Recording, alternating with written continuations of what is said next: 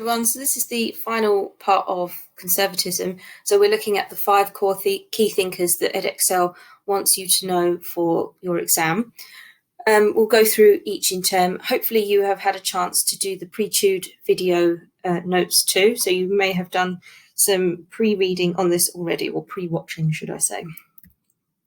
So firstly, who are our 5 key thinkers? Firstly, we've got Hobbes, Burke, Oakeshott, Rand, and then Nozick. So again, remember, I know I keep saying this, but we must remember you have to use 2 of the 5 key thinkers in your essay. You can use additional thinkers outside of these, but you must have at least 2 of these. And also remember that some of these thinkers fit neatly into some of the strands of conservatism, others do not. So if you find some and you think, well, I'm not quite sure what they are, please ask me, but do know that some don't fit strictly into one particular strand. So firstly, Thomas Hobbes. You've already done a bit of reading about Thomas Hobbes and what he thinks about the state of nature and our human nature. So what I would like you to do, if you click on the link, the blue Thomas Hobbes link, it takes you to a really good video and just answer these questions. So what does he think about the divine right of kings? What is social contract theory? Why was he concerned by the social contract theory? What does he think about the state of nature? And why does Hobbes think we should listen to tyrannical rulers even if they oppress us? There is some other information in that video, but these questions direct you to the information you need the most. Secondly, we have Edmund Burke. So Burke is interesting because there were 2 key revolutions, the American Revolution and the French Revolution, but he had slightly different ideas about whether they were good or bad. So firstly, he supported the American Revolution as he felt that British rulers were inflexible in dealing with subjects, and that while the past was important, a willingness to adapt to the inevitability of change could hopefully reaffirm traditional values under new circumstances. So it fits in with Burke's ideas about change to conserve. So remember, our conservatives or conservatism generally favours tradition because we learn stuff from tradition. And if something has stood the test of time, it's usually a good institution or idea because it has survived. But that being said, they do believe that there should be some gradual incremental change to preserve those traditions. So he thought that actually the American Revolution was a good idea because, yes, the past was important, but actually reaffirming traditional values in new circumstances was only made possible because, well, through a revolution in this particular circumstance. And this contrasts with what he believes about the French Revolution, which he kind of described as sort of mob rule. And he feared that imperfect humans would destroy French society and that drastic changes would lead to complete social breakdown. So usually conservatives are against revolution because it is rapid and radical change. And as we know, they prefer organic and kind of gradual change. So he actually thought that the French in their situation should have taken limited and cautious reform instead in order to try and preserve French society and their history. So just answer this question in your notes. So what does this tell us about Burke's view of human nature, tradition, and social change? In order to help you do this, you might want to use the Pearson textbook, so the online textbook.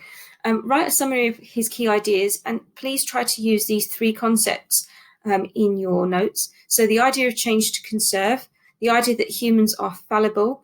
If you don't know what that word is, look it up. It's essentially that we're imperfect humans. And his ideas, what does he say about little platoons? So these little communities, it links to his ideas on society. So try to make sure that you've got those concepts in because you will want to refer to these 3 concepts when you write essays and include Burke in your essays.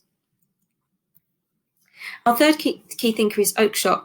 So Oakeshott, in terms of human nature, took a slightly different approach to Hobbes and Burke. He thought that humans are imperfect, but they are not immoral.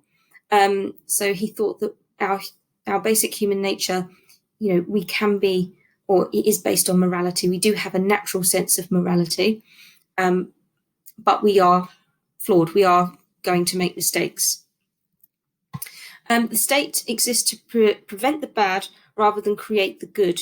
And the state's role is to keep the ship afloat at all costs, using experience to negotiate every storm. So there are two quotes that you might want to remember for Oakeshott, because they're useful in lots of essays. So prevent the bad rather than create the good suggests that the state is there really to preserve contracts between individuals and to act as kind of a guard against any wrongdoing. It's not really there to involve itself in our lives and try to make things better as such.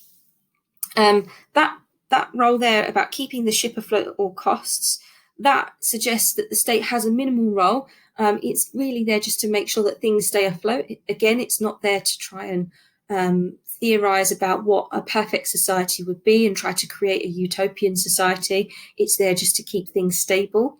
And that second part of the quote, using experience to negotiate every storm, it's about how the state should be based on perhaps tradition, because tradition has experience, it passes experience down through perhaps like hereditary peers in the House of Lords or through the monarchy, for example. And that built up experience is used to negotiate difficult situations. Society, he said, can be maintained through pragmatic change. Historical continuity, moderate change and caution can help ensure social stability. So you can see that his ideas really are about making sure that things, the status quo is maintained and that things don't change too rapidly, and that things only change where necessary to maintain society. So read page 102, write a short speech as if you are Oakeshott, outlining your ideas. So ensure that you refer to other key thinkers as well and say why you agree or disagree with them. So this is really good practice because you're kind of just imagining that you are Oakeshott and you're trying to write about your ideas in a persuasive manner. The second part about trying to refer to other key thinkers, obviously in your essays, you're comparing and contrasting either what the key thinkers say or the different strands of conservatism. So that's why it's important there to say whether he agrees or disagrees with others. You might want to, I've just obviously summarised these bits here, refer to these key areas in your speech. So the idea about humans being fallible but not terrible, his ideas about having a pragmatic approach to society, about the state preventing the bad rather than creating the good, and the role of the state keeping the ship afloat at all costs. They're things that you might want to refer to in your speech. Okay, our fourth key thinker is Ayn Rand. So I've got two videos there that really nicely summarise what her view of human nature is and how she thinks that her approach is beneficial to all of society. There are some criticisms of her view in the second video.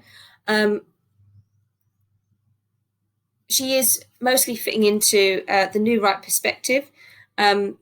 If you want some additional reading on this, let me know, because she is quite an interesting person and she fits into another perspective. It is interesting that the example to have put her in conservatism, because as you'll see, a lot of her ideas fit in with liberalism. Okay, our last thinker is Robert Nozick. So I've put some boxes here of what he thinks about human nature, our society, the economy, and the state. So all I would like you to do is read page 104 and expand on those 4 boxes. So explain what he thinks about egotistical individuals. What does he mean about society and small communities? And you might want to refer how that kind of links to what Burke is saying about the little platoons. The economy, privatised, deregulated economy, why does he think that's good? And what is the minarchist state? That's everything. If you've got any questions, then please email me. I know some of the concepts of these thinkers is difficult, so just ask if you're stuck. Thanks, bye.